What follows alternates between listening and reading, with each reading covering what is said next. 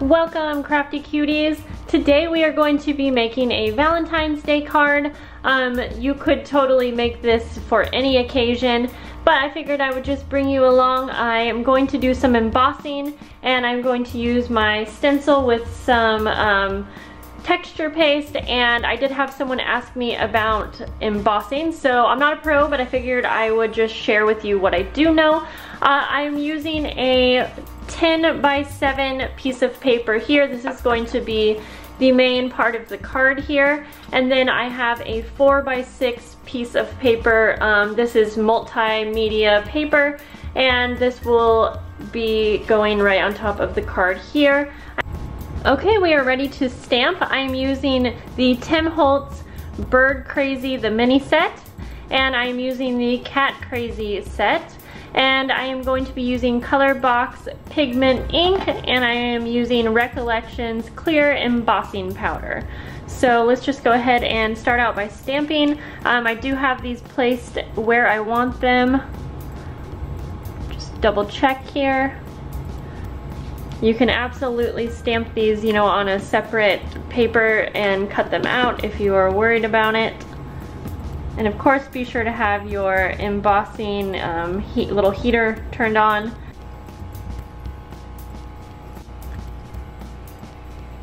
So now I am going to sprinkle over the embossing powder, and I do this pretty liberal. Just make sure it's completely covered. Dump it off. You don't want to like tap your card just because that's going to get too much off. And of course you can use that again. So now it's time to heat the image. And you should be able to see the black become glossy, and that means you are done.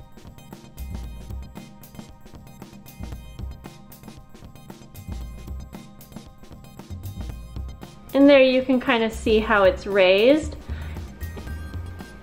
Alright guys, I'm going to start coloring. I have my acrylic block where I stamped the inks, and I'm using the Tim Holtz Distressed Inks in Seedless Preserve, Worn Lipstick, Spun Sugar, and Shaded Lilac. And I'm going to start out by doing the bird, and I think I'm going to make it be a girl.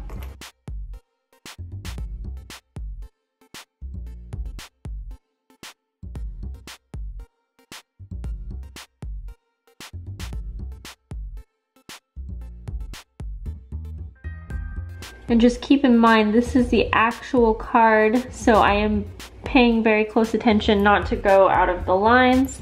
Alright, so I'm happy with the bird. You might notice a little bit of white around here, and that is because I probably used too much embossing powder, so do be careful if you are going to be embossing that you wipe away any excess.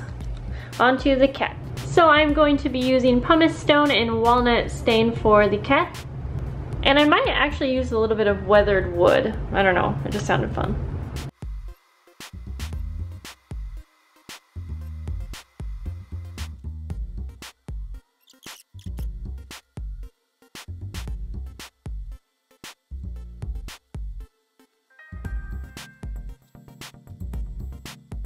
Hey guys, so I'm done with the coloring of the cat and the bird.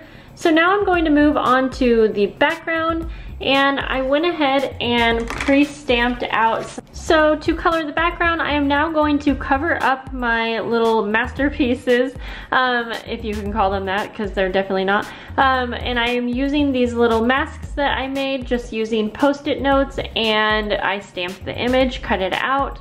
And I didn't do it perfect because I'm not going to worry about like his little bird feathers. I didn't need to cut around that. Anyways, I'm just going to place these on top, and then I can go ahead and move on to coloring the background without disturbing these. Okay, so my Post-it notes are not super sticky, so I will just be careful when I go around them.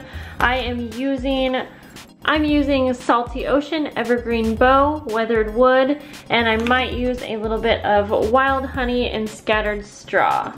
And I'm using just a makeup wedge to place the... So I don't really have anything in mind. I'm just going to start. The thing I like about these is that they are very forgiving, and I kind of feel like you can totally fix whatever mistake you make with them. And adding water is another way that you can kind of play with how it looks.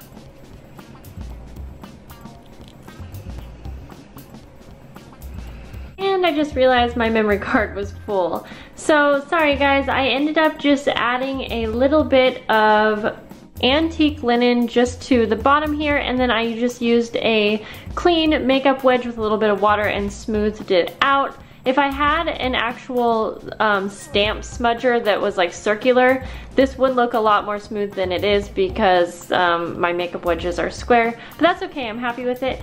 So I'm feeling like the white just is not looking right, so I'm gonna pull this stencil out and add some ink to the edges.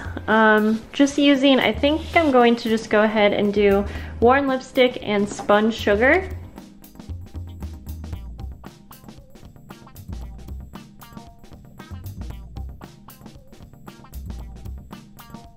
Okay guys, so I went ahead and attached the card to the base of the card. I did cut the arrow part of the flags off just because I realized it wasn't going to look good if it hung over, since I did use foam tape to adhere these to the base. And I'm just going to finish this card off by adding a little bit of glossy accents to the eyes. And that completes this card. I hope that you guys enjoyed watching this. I really hope you learned something, and I hope that you are inspired to create something of your own. Let me know if you guys have any requests, and I will talk to you later. Bye bye.